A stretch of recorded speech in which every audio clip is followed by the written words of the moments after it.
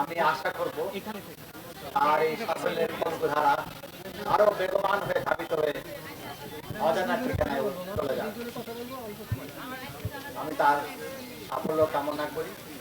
আরো আমরা এই ধরনের বই আরো প্রতি বছর তার কাছ থেকে আশা করি উপহার দেবেন। আর এই বইটি সম্বন্ধে একটু বলবো, সবকিছুই আছে এর মধ্যে, মিশ্রিত একটা বই, প্রেম, ভালোবাসা, সুখ, দুঃখ, আনন্দ, বেদনা সবকিছু নিয়ে এই বইটি আপনাদের ভালো লাগবে বলে আশা করি। বইটা পড়ুন, আপনারা দেখবেন ভালো লাগবে। এগুলো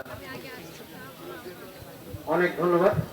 সংক্ষিপ্ত কিছু আলোচনা শুনবো আমাদের মনোকম্মোচন অনুষ্ঠানের সম্মানিত প্রধান অতিথি সাবেক ডিআইজি জনাব ফজলুল কাছে। আসসালামু আলাইকুম।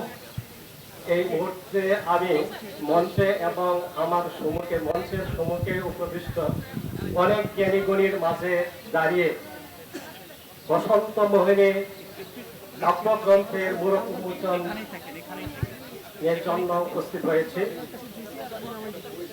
কবি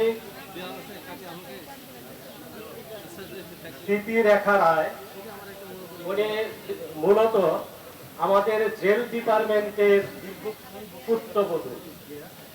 আমার অনেক senior colleague DIG prison Nirmalendu Roy, ওনার সুযোগ্য পুত্র ডাক্তার দেবাশিস রায়ের উনি সহধর্মিনী।